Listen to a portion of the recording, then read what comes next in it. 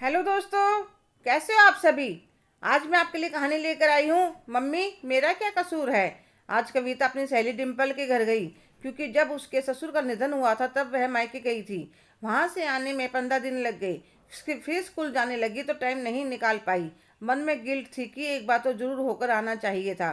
डिम्पल की सास का स्वभाव भी बहुत अच्छा था, वे डिम्पल के साथ ही रहते थे। आज रविवार था, सोचा आज ही जा आती हूँ, नहीं तो हर रोज कुछ ना कुछ काम निकलता रहता है। तो मैं उसके घर पहुंच गई तो किसी ने दरवाजा नहीं खोला।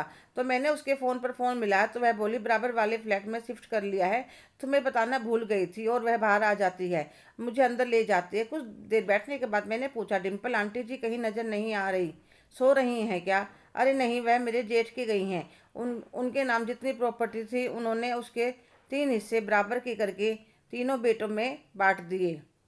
जब हिस्सा सबने बराबर कर लिया है तो सिरदर्द भी कोई अकेला क्यों रखेगा। 4 4 महीने बांट लिए हैं। अब बड़े जेठ के बाद छोटे जेठ के रहेंगी, फिर हमारे रहेंगी। चलो यार, साल भर में 4 महीने ही सहना पड़ेगा, 8 महीने तो आज़ादी ही रहेगी। तो मुझे गुस्सा आ गया, टिम्पल तुम्हारी सोच कितनी गिर गई है। पूरी उम्र तुम्हारी सास उस पुश्तैनी मकान में रही थी, तुमने मकान भी बदल लिया, सास को भी बांट लिया, तुम्हारे संस्कार तो ऐसे नहीं थे। हम आज की तो सहेली नहीं है, हमारा मायका भी एक जगह था और अब भी कितने सालों से आसपास ही रहते हैं। बचपन से देखते आई हूँ तुम्हारे घर के रहन सहन। जब तुम्हारी दादी बीमार थी तो आंटी जी जब वह जिस चीज़ को कहती वही बनाकर खिलाती। एक बात उन्होंने जिद पकड़ ली कि रात को टिक्की खाऊंगी, और वह भी बाहर रोड की दुकान की। तुम्हारे पापा ने दुकान वाले के पास जाकर रात को दुकान खुलवा कर उनके लिए टिक्की लेकर आए थे।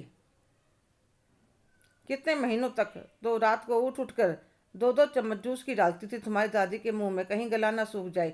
और तुम इतनी निष्ठुर कैसे हो गई डिम्पल। मानती हो तुम्हें एक्स्ट्रा नहीं मिला तो क्या हुआ, तुम्हारे 2 की जगह 3 बच्चे होते तो क्या तुम उनके पालन पोषण में कमी रखती। इतनी देर में उसका 12 साल का बेटा जो खड़ा सब सुन रहा था, हम दोनों ने ध्यान नहीं दिया, वह आकर कहने लगा, मम्मी मेरा क्या कसूर है।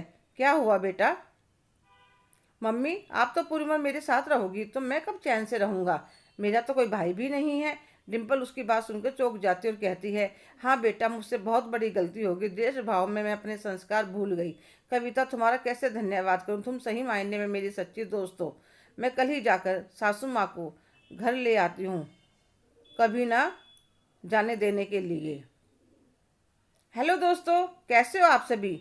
आज की कहानी आपको कैसी लगी, कमेंट करके ज़रूर बताइएगा।